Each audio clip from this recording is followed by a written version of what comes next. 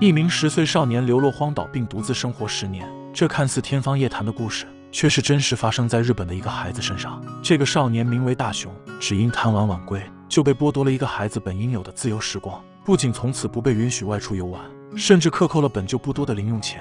爸妈的责骂已是一把利刃，如果朋友在此时也不站在自己同一阵营，那将成为压倒大雄的最后一根稻草。于是他决定逃离纷争，离家出走。他趁着小多拉熟睡时，拿走了些并不实用的道具，并趁着夜晚家人熟睡之时，远离了那些曾经牵动自己心肠之人。他来到一座游轮上，体验着曾经幻想中的自由空气，并计划着今后漫长时光里的单身生活。或许对于孩子来说，这种单纯的美好就是简单的幸福。次日清晨，大雄在一座无人岛面前醒来，而这也将成为陪伴他之后10年的家。岛上所有新鲜的事物都犹如一场空前的冒险，而大雄也用奔跑释放着曾经积攒的压力。即便这个岛屿并不完美到有个遮风挡雨的家，但只要有一片柔软的草丛，以及没有学校与父母施加的压力就足以。如果饿了，树上便有椰子。可大雄从小多拉这里拿来的道具不是吸尘器，便是回答不正确便挨打的学习机。终于看到一把远程阻击大狙，却也只是个只有外表的魔术道具。最终大雄只能借助自己的力量进行攀爬，可自己的力量显然并不足够强大。但专家曾说，只要有水，人类便可存活。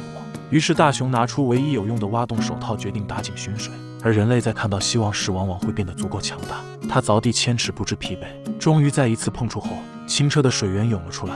他如同发现秘密般将头伸埋水中，却没意识到海岛之下只有不能喝的海水。不依赖别人无法存活的大雄想要放弃回归家庭，可竹蜻蜓却在这时跟他开了个玩笑。无情的离去仿佛注定了大雄悲惨的宿命，预示着生活开始变得如流沙，无数的漩涡拉扯着他不断下沉。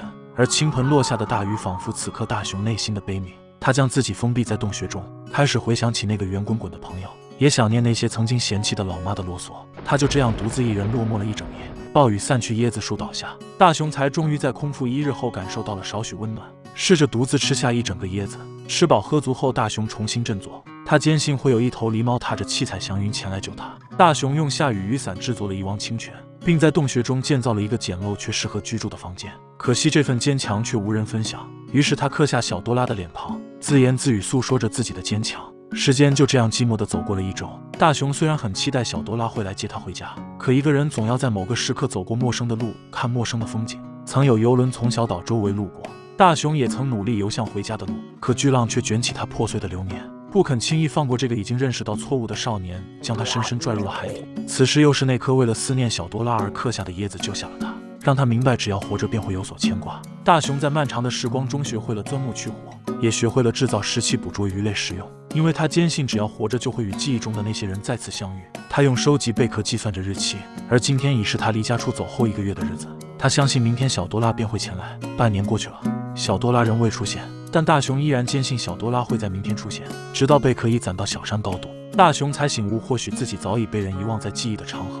10年时间仿佛过眼云烟，而大雄也早已长成一个真正的男人。10年间不曾停止的思念，终于在此刻崩塌决堤。他抱着陪伴自己10年的椰子，走在荒无人烟的树林中，发现了一个10年前丢弃的无用道具，并随手按了下去。童年的记忆如同潮水般涌入他的大脑，那个时常教育他却始终温柔的老妈，那个一直跟他抢饭的蓝色胖子，即便只有回忆也足以温暖他的心房。年少的他以为逃避便是一种解脱，却不曾想变成了自己的一生。然而就在这时，大雄听到了远处的呼唤，仍然坚信小多拉不会放弃自己的他，来到了海边进行眺望。而那个时隔10年不见的朋友也再次出现。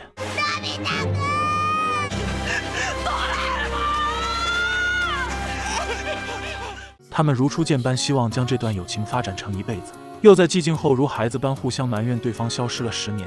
原来正是大雄在森林中无意间启动了求救发信器，才让小多拉有了与大雄再遇的机会。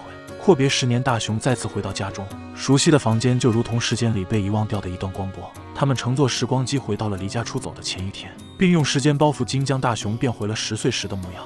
而大雄也再次见到了那些熟悉的身影。对于大多数人来说，生活中或多或少会有不满之处，但生命的意义并不在于逃避。人生是一个复杂的成长过程，而我们要做的便是在每个阶段得到比自己认识更高明的指教，让自己可以强大到完全把握自己的人生。